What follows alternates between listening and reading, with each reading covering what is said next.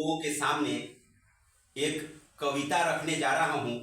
ये मेरा स्वयं का रचना है। कविता का नाम है फुटपाथ का इंसान। ये फुटपाथ का इंसान ये कविता का शीर्षक है। शायद आप लोगों को अच्छा लगेगा। सबसे पहले मैं 2 लाइन से शुरू करता हूँ कि हम गमगीन हैं तो क्या गम है यारो। हम गमगीन हैं तो क्या गम है यारो। क्या गम भी कोई नापाक है। क्या गम भी कोई नापाक है। अरे ये भी अच्छा उस दुनिया में जहां गमों की महफिल है। अब मैं सुनाता हूं फुटपाथ का इंसान। शीर्षक है शायद मैं फुटपाथ पे जन्मा हूं यार। ये कविता उन लोगों के लिए है जो गरीब हैं। ऐसे लोगों के लिए है जिनके पास न घर है। शायद जन्म के बाद उनको कचरे के डब्बे में फेंक दिया जाता है। उनके लिए न माँ है न बाप है। उसका सारा संसार ही मिटा हुआ है। उसकी बात कर रहा हूँ। तो उसी पे लिखा गया है शायद मैं फुटपाथ पे जन्मा हूँ यार। कचरे के तल पलने वाला हूँ इंसान। शहरों में क्या होते हैं कि जो बच्चे होते हैं उनको जन्म से पहले ही अनाथ कर दिया जाता है। उनको कचरा में फेंक दिया जाता है। उन बच्चे और गरीब बच्चों के लिए है, अनाथ बच्चों के लिए कचरे के तल पलने वाला हूँ इंसान। मेरी मंजिल कूड़ादान। जो अनाथ बच्चे होते हैं, फुटपाथ पे रहते हैं, जिनका माँ बाप नहीं होता है, तो उनका मंजिल कूड़ादान होता है। वही कहा गया है मेरी मंजिल कूड़ादान जहां 2 रोटी मिलती। रोटी कूड़ादान में ही मिलेगा। अच्छे लोग तो उन्हें रोटी देंगे नहीं, तो कूड़ा में जाता है, कोई फेंक देता है, रख देता है। तो कुत्ते की तरह जैसे कुत्ते चुनते हैं रोटी, वैसे ही वो इंसान फुटपाथ का इंसान जाता है और कचरे में से रोटी को चुनता है और फिर खाता है। इसी पे कहा गया है मेरी मंजिल कूड़ादान जहां 2 रोटी मिलती। मेरी खुशियां रोटी से है न कि कपड़ा और मकान। हमारा तो कुछ भी संसार नहीं है। मेरी मंजिल तो सिर्फ रोटी है।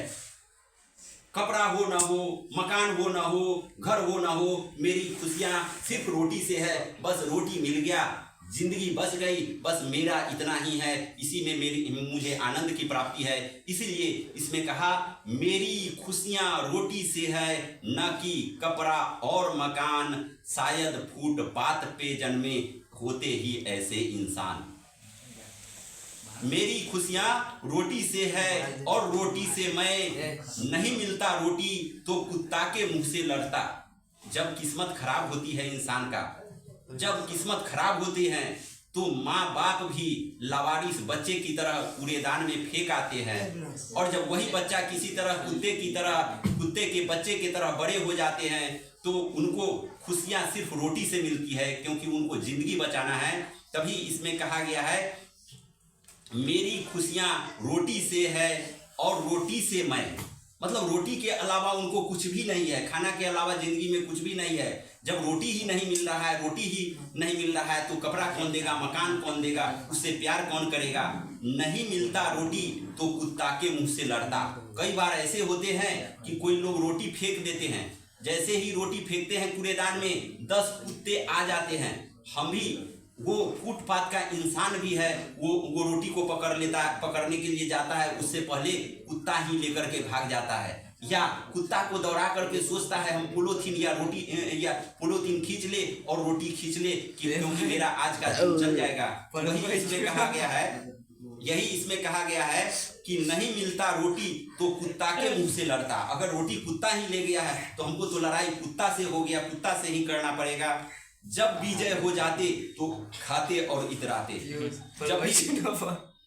जब भी जीत जाते, अगर मान के चलिए कि कुत्ता के मुंह से हम रोटी छीनने में सफल हो गए तो खाते और खूब आनंद आता। या प्रभु, या भगवान, या गॉड, क्या मेरा किस्मत बनाया है कि आज मैंने कुत्ता से जीत हासिल कर लिया और रोटी खा लिया, रोटी ले लिया।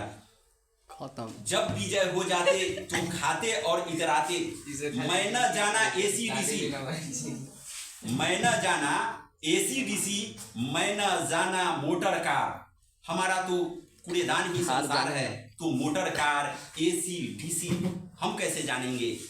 फुटपाथ पे जन्मा मैं, फुटपाथ ही है घर द्वार, ऊंची मंजिल ऊंची यान, ये है मेरे स्वप्न सिंगार। न ही मेरा सपना ऊंचा मंजिल है, न मेरा सपना यान है, और न ही ये सब जो है मेरे तो स्वप्न में है। जैसे लोग गाड़ी चढ़ते हैं, जैसे लोग अच्छा से रहते हैं, तो हमारे लिए वो तो सपना है। मेरी मंजिल रोटी से है। ये फुटपाथ का जन्मा इंसान जो फेंक दिया जाता है, जन्म के बाद फेंक दिया जाता है, कुत्ते की तरह जीवन यापन करता है, तो उसके लिए कहा गया है, वो उसका मंजिल क्या है, कह रहा है कि मेरी मंजिल रोटी से है। उनके जिंदगी में रोटी के सिवा कुछ भी नहीं बच गया है। मेरी मंजिल रोटी से है, न कि कपड़ा और मकान, शायद ऐसे ही होते हैं फुटपाथ पे जन्मा।